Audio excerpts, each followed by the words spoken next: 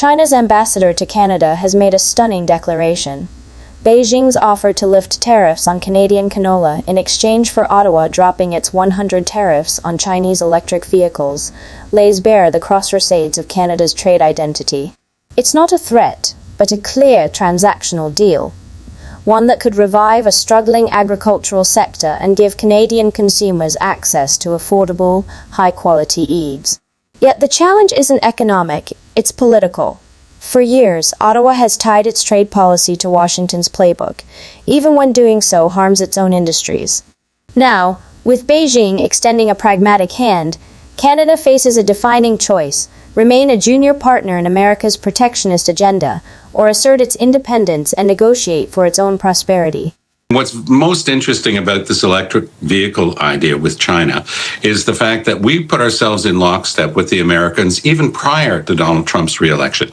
The Americans were slapping 100% tariffs on Chinese electric vehicles, just affirming, because they had no definite way to prove it, that the Chinese were subsidizing illegally and that they had to be stopped. It was simply a question of market competition. The Chinese are able to produce high-quality electric vehicles that could be sold in Canada for something like 35 or 40,000 Canadian dollars, much less than most of the electric vehicles on the market now.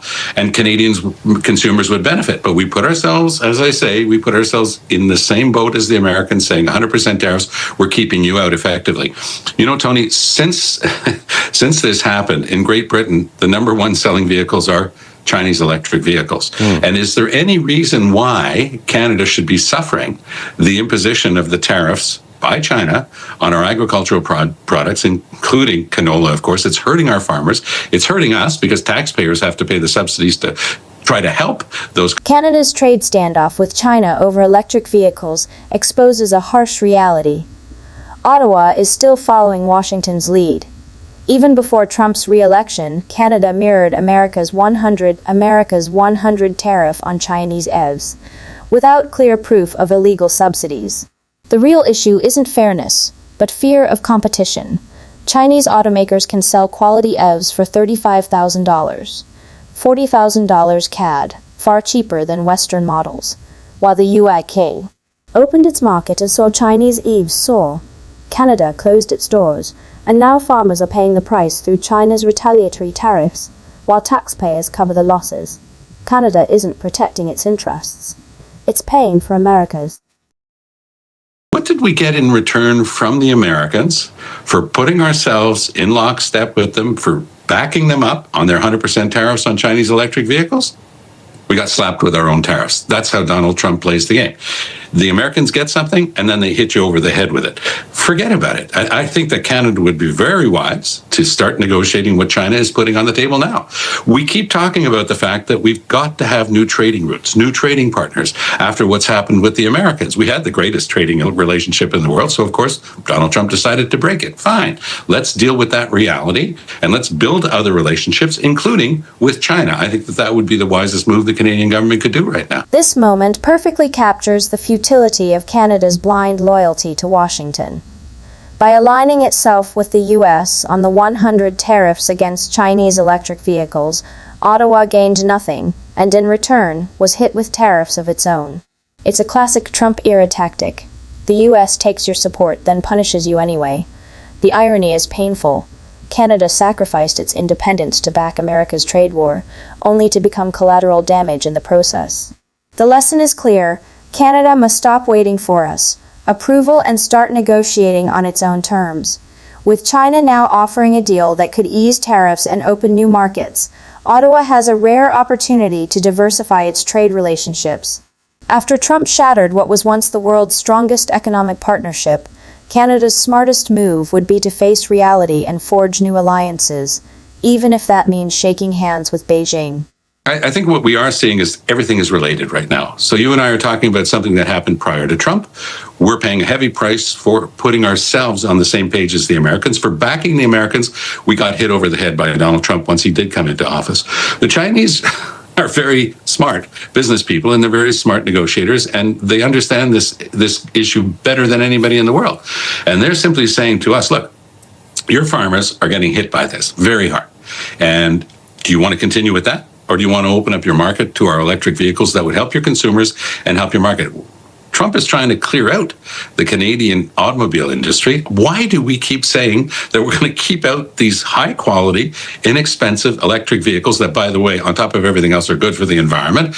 Why do we want to keep doing that and at the same time get hit by our canola exports when the Americans are giving nothing in return except grief and higher? This exchange exposes the deeper flaw in Canada's trade posture, a self-defeating loyalty to Washington that's costing the country economically and strategically. By shadowing U.S. tariffs and blocking Chinese electric vehicles, Ottawa has not only alienated Beijing, but also punished its own farmers and consumers. China's offer is straightforward and pragmatic. Lift the EV ban, and we'll lift the agricultural tariffs. Yet instead of seizing a win-win opportunity, Canada clings to an alliance that offers nothing but grief, lost markets, and higher prices. Trump's trade agenda has openly targeted Canada's auto industry, while Beijing positions itself as the rational negotiator. The irony is staggering. The so-called China threat is offering relief and growth, while America's allyship delivers only pain. If Ottawa wants to protect its economy and restore independence, it must stop acting as a proxy and start acting in its own national interest. Nowhere has this trade war hit harder than on the prairies. Rick White, president of the Canadian Canola Growers Association, says farmers are living through the fallout every single day. Can you talk to us a little bit about how devastating these tariffs have been on the industry? Well, the damage is starting to show up now. Farmers are experiencing very low prices right now. They are just got the canola harvested for the most part. For the most part, it's in their bins. It's time to market that product now so that they can pay their bills and support their farm financially. And nothing is going to China, so the price is depressed. It's since these tariffs have come on, no grain or no canola has been going to China, whether it's seed, oil, or meal. And so the opportunity to market is very limited for farmers right now, and the price is low as a result. So it's not a good situation for them at this time of year. We still haven't heard from the federal government about whether or not removing those EV tariffs is on the table. Have you heard anything from the federal government in recent days on this file? Not in recent days, but we did meet with Prime Minister Carney, the canola industry, including our organization representing farmers. That was back on September 17th. And we talked about, we know what the problem with China was, and it was triggered. The crisis on Canada's prairies exposes the real human cost of Ottawa's trade alignment with Washington. Farmers are paying the price for a political decision made thousands of miles away to back America's 100 tariffs on Chinese EVs. The result has been devastating.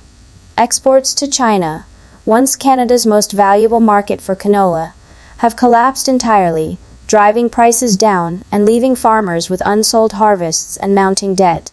As Rick White of the Canola Growers Association put it, nothing is going to China, and that means nothing is coming back to farmers. Meanwhile, the federal government remains silent, offering no relief and no signal that it's willing to reconsider the tariffs that triggered this crisis.